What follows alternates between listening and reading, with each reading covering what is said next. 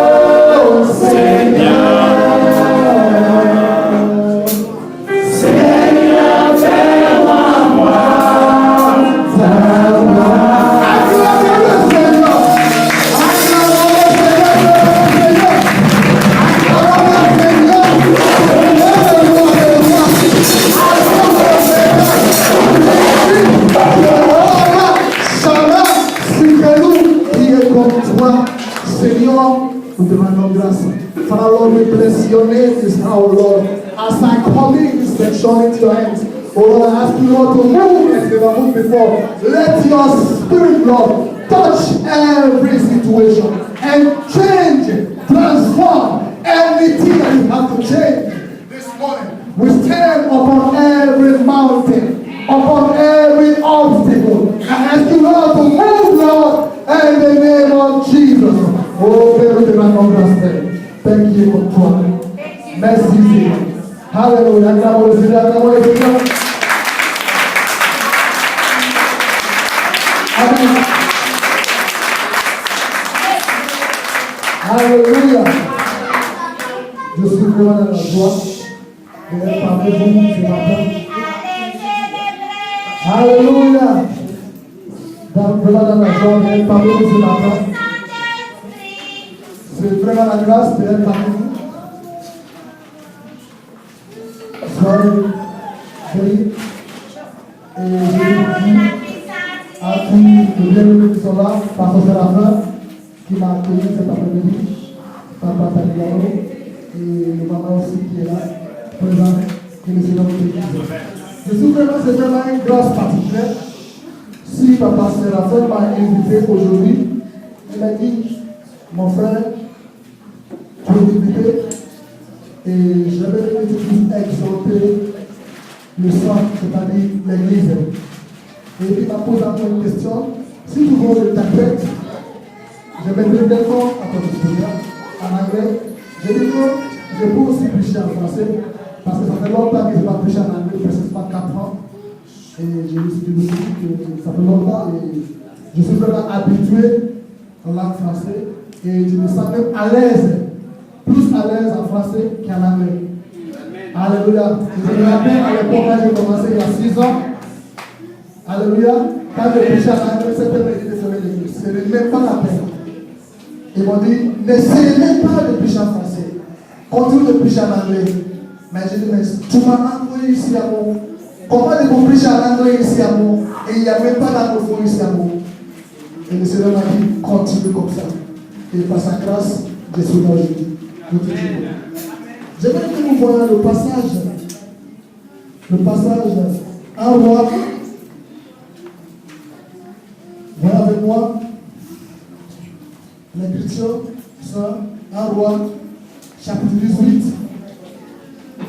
Le 35 jusqu'au 39.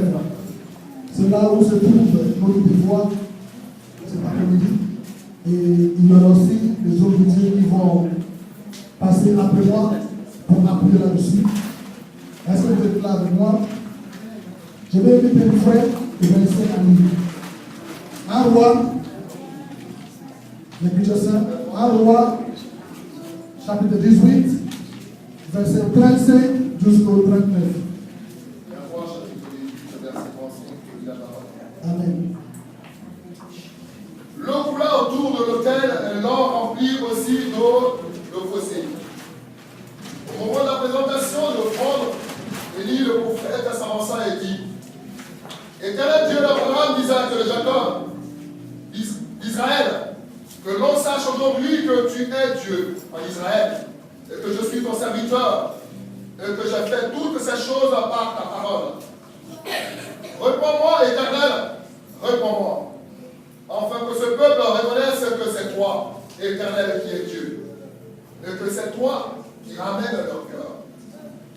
Et le feu de l'Éternel tomba, et il consuma le cos, le bois, les pierres et la terre. Il absorba l'eau qui était dans le fossé. Quand tout le peuple vit cela, ils tombèrent sur le visage et dirent: c'est l'Éternel qui est Dieu. C'est l'Éternel qui est Dieu. Alléluia. Chacun de vous dit que c'est l'Éternel qui est Dieu. Dis, c'est l'Éternel qui est Dieu. C'est l'Éternel qui est Dieu. Alléluia. Dieu, avec sa bonté, sa fidélité, notre Seigneur est fidèle, n'est-ce pas? De janvier jusqu'au décembre, il était avec nous. Il est encore avec nous. Il nous a soutenus. De janvier jusqu'au décembre. Particulièrement, je rends grâce à Dieu parce que de seulement sa faveur cette année. Le Seigneur m'a béni particulièrement de l'Assemblée. Et je sais que vous aussi vous êtes bénis. Parce que le Seigneur a été avec vous de janvier, février, mars. Le pasteur ne m'a jamais appelé pour me rendre un mauvais témoignage. Il n'y a que des bons témoignages. Et si je vois le manière que Dieu lui-même a créé ce monde de rien, le manière qu'il a transformé ce monde, le manière qu'il a créé ce monde, au début il y avait les ténèbres, le monde, de manière que le Seigneur lui-même a créé, il a manifesté. Après avoir créé le monde, il a créé l'homme. Genèse chapitre 1, à partir de 27, 26 jusqu'à 28. Et vous allez voir que lorsque Dieu a créé l'homme, Dieu lui a donné le pouvoir, alléluia, l'autorité de dominer. Dieu lui a donné le pouvoir. Pourquoi Dieu lui a donné ce pouvoir? C'est le thème que nous avons aujourd'hui. Ça dit, le Dieu qui est fort. Alléluia. Notre Dieu qui est fort. Pourquoi Dieu a délégué l'homme? Pourquoi Dieu a-t-il donné l'homme le pouvoir? Parce que Dieu a voulu que l'homme puisse régner sur la terre. Et l'homme puisse dominer sur la terre. Donc Dieu lui-même qui est Dieu, il est aux cieux, et puis il a donné la terre à l'homme. Et puis Dieu lui a dit, multiplie-toi, dominez sur la terre. C'est-à-dire, vous avez l'autorité. Dieu vous a donné ce pouvoir, l'autorité, dès le début. Mais quand l'homme a commencé à vivre. La relation entre Dieu et l'homme, c'était chaque matin, c'était tous les jours. À chaque fois que Dieu voulait voir comment il est, parce que Dieu a créé l'homme à son image, Dieu descendait dans le jardin pour voir comment il est. Parce qu'à chaque fois qu'il voyait Adam, Dieu le voyait lui-même. Alléluia. Et puis il voyait sa puissance même en Adam. Mais quand l'homme s'est mis à écouter quelqu'un d'autre, au début, l'homme écoutait seulement Dieu. Mais quand l'homme a commencé à écouter le troisième voix, et c'est là que l'homme a commencé à dérailler. Et le plan, le destin de l'homme a commencé à changer. L'homme qui était né avec la puissance, avec la victoire, l'homme a commencé à commettre l'échec. Alléluia. Et nous savons également comment ça s'est terminé avec Adam. C'est une histoire que vous connaissez. Amen.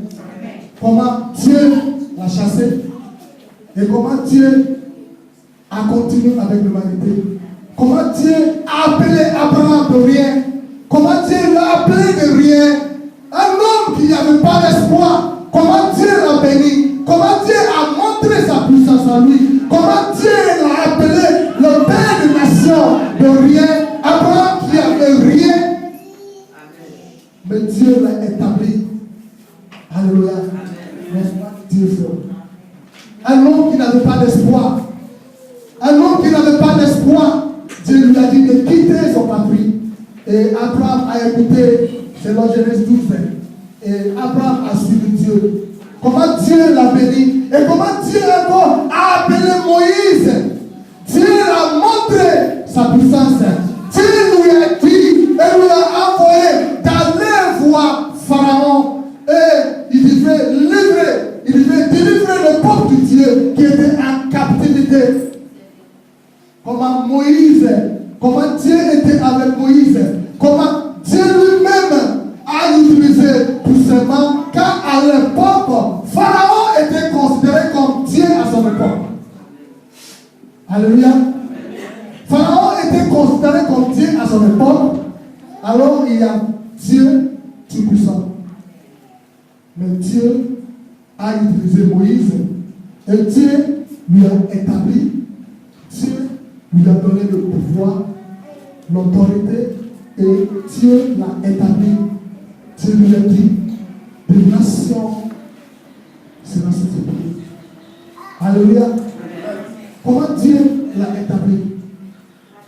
Le pouvoir que Dieu a donné à l'homme, ça a été dès le début. Et Dieu a manifesté puissamment dans la vie de tous ses serviteurs. Alléluia.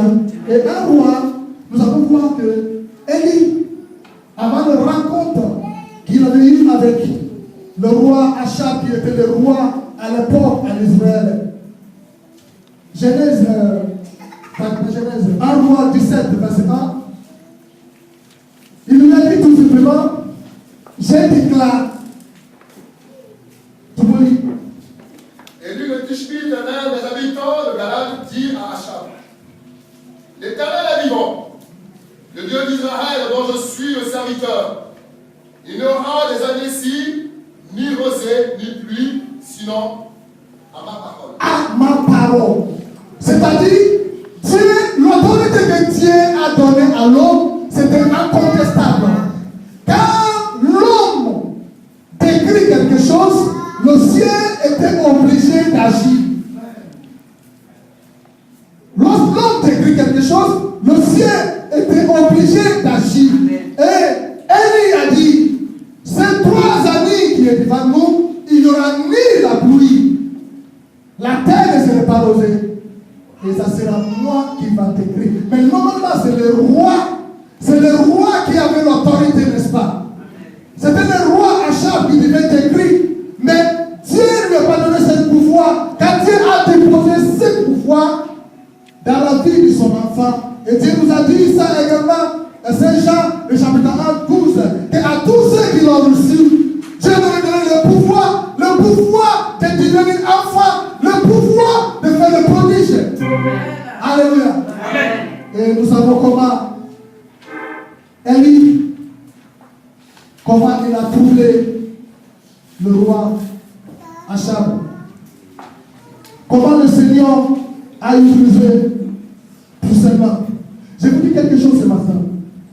Que le pouvoir que Dieu t'a donné, l'onction que tu as, tu ne peux pas faire la mission d'aujourd'hui avec l'onction d'hier. Alléluia. Si tu avais une onction qui est peut-être périmée, je ne sais pas, on ne peut pas faire la mission de Dieu avec l'onction d'hier. Parce que la force et la puissance de Dieu doivent être renouvelées chaque matin. Chaque matin, tu dois renouveler cette onction. Et Élie a compris. Élie n'est pas utilisé l'onction d'hier pour la mission d'aujourd'hui. Et c'est ce que beaucoup parmi nous fait. Nous avons, je suis telle personne, et nous croyons que l'onction que tu as fait, que tu l'as refusé de renouveler, l'onction d'hier, tu dois demander une onction particulière pour chaque mission, pour chaque événement, pour chaque position, pour chaque mouvement. Tu dois demander l'onction particulière. C'est la raison pour laquelle, quand Jésus a donné le pouvoir aux disciples, c'est Luc 10, 19, il leur a dit: je vous ai donné le pouvoir de faire quoi? Le pouvoir de prêcher l'évangile, le pouvoir de libérer les captifs, le pouvoir, c'est le Luc. Alléluia. Mais le disciple arrive à un moment qu'ils se sont confrontés avec une situation. Alléluia. Ils sont confrontés avec une situation. Et la situation, c'était quoi? C'était une enfant qui était possédée. Et il ne pouvait pas guérir l'enfant. Pourquoi? C'était l'onction d'hier. Et ça paraît qu'il y avait Jésus qui était à côté. Et puis il entend le bruit que les disciples criaient. À part Marc chapitre 9, les disciples criaient. Et le maître lui-même a crié: mais Jésus, j'ai amené mon fils qui était troublé. Et je les ai présentés à tes disciples. Mais tes disciples n'arrivent pas à le guérir. Et Jésus était l'homme. Il lui a posé une question: quel est le problème? Et l'homme lui a dit: voilà, j'ai mon fils qui est souvent possédé et l'esprit le trouble. Et Jésus lui a dit: amène-moi ton fils. Après avoir prié pour l'enfant, l'esprit l'a libéré. Chaque mission que Dieu nous confie, nous avons besoin de l'onction de Dieu. L'onction de Dieu qui est le pouvoir et la puissance de Dieu.